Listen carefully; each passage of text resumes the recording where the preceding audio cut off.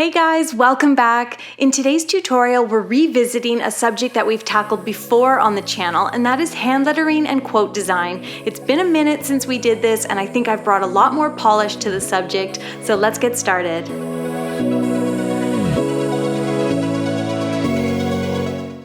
Hi guys, welcome back. My name's Shayda Campbell.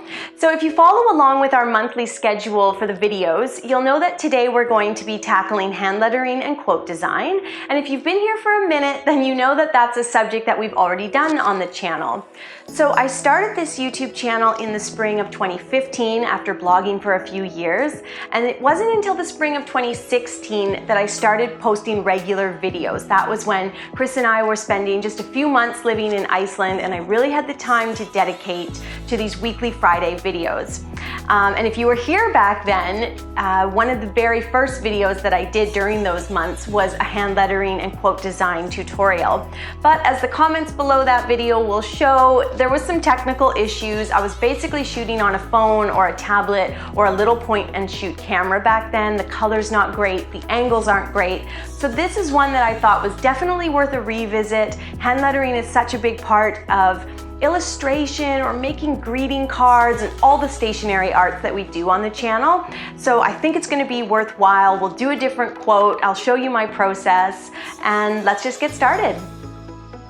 Okay, first let's talk supplies. We're going to use a pencil and eraser as well as graph paper.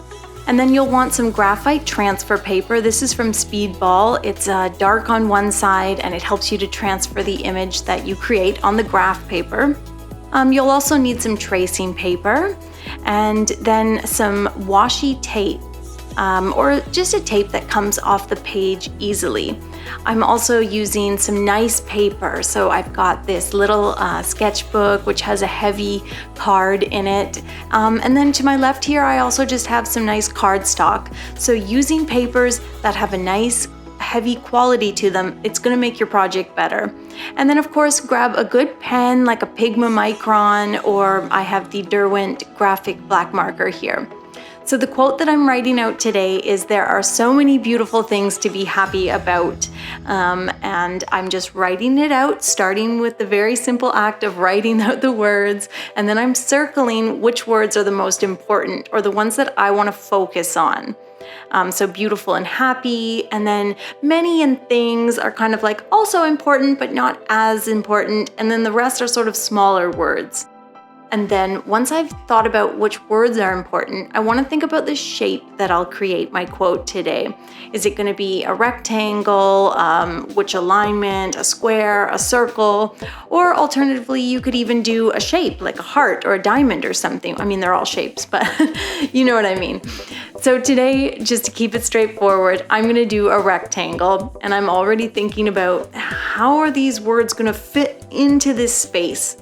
And all I can do is really just start writing them out, and I'm using pencil so I can erase, and I'm just sort of trying to think. You want to think about creating interest by potentially stacking words. And then how tall should each word be? So you can create some nice differences by making some words tall and some words a bit shorter and wider. You can see beautiful here. I'm getting it to take up the entirety of the rectangle. That's because it's one of my important words.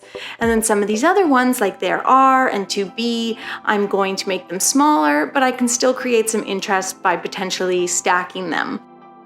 So next I want to get happy in here. It's not a very long word, so I'm thinking, can I make it stretch the entirety of this rectangle? And I'm going to try that. I'm trying to like sort of stretch it out by doing this whimsical cursive, and I think that looks kind of cool. The only problem is that the about doesn't take up the entire bottom line, but I could add a little graphic like the leaf to fill in the area. Now, something I like to do, and this is just a good exercise, is to make another rectangle and then write the quote out again. Just try to do things differently. Right off the bat, I'm spreading out there are and not stacking them. I'm still putting beautiful right across, but I'm just trying to think differently. It can be a little hard. I've already done one thing the exact same. It's like once you get an idea in your head, you sort of want to stick with it. I think that's just natural, but your first idea is not necessary necessarily the best. So try to push yourself to do this quote in a completely different way, or do whatever quote you're lettering in a completely different way, and then just see which one you like better. I mean, you could do it 3 or 4 different ways if you want to get really creative and really practice. And you can see side by side here, they're different. They're not completely different.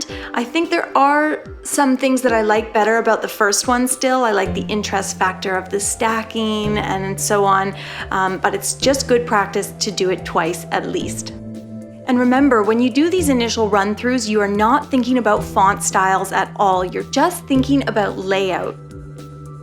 Okay, and that's the perfect lead-in, because once you have a layout that you're pretty happy with, then you need to think about fonts. So I thought it would be fun to go over a few of my go-to lettering styles that are easy and fun to create. So this one is just the thickening the left-hand side of each letter. It's excellent for uppercase or lowercase. There's lots of different fill work you can do with that space that you create, and you can always do it in pencil first. And then of course, there is my go-to, the faux calligraphy. To achieve this, you do a simple cursive and then you thicken the downstroke. So anywhere you're pulling the pen towards your body, that's the part of the letter that you want to thicken. And you can make those thicker strokes as large, as wide, or as skinny as you like to create sort of different styles of fake calligraphy or faux calligraphy. Now this next one is just a really simple one, but it's very effective. I use it quite often, and it's just where you double up each line of each letter. So you can see here, instead of just a simple one line for each portion of the letter, I double it, and it just gives the word a little more oomph, and it also helps with wonky bits. I also use block or bubble letters quite often. A trick is to do your printing first in pencil and then use your pencil letters as a guide to create your block letters. This is really simple, effective, and there's lots of ways to use it, such as shadowing some of your block letters. A really simple shadow is to just add a bit of thickness on the right-hand side of each letter, or the left, whichever, and that's really easy to do. Now for block letters, because you create that space, you can do all kinds of things within them. So maybe you want to do a simple line like I've done on the T there. Maybe you want to get more creative with some shadows on the edges. Of course, shadows you can do on any sort of letter, but I'm just exampling them on the block letters. You can fill in with just about anything. Now the next thing I want to show you is that all of these can be turned into serif letters.